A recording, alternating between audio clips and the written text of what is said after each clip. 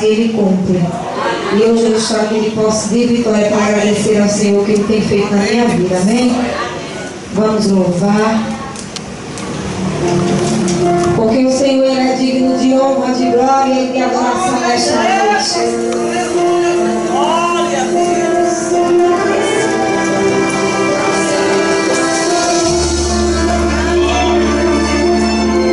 E a sua fidelidade é grande comigo e com você nesta noite.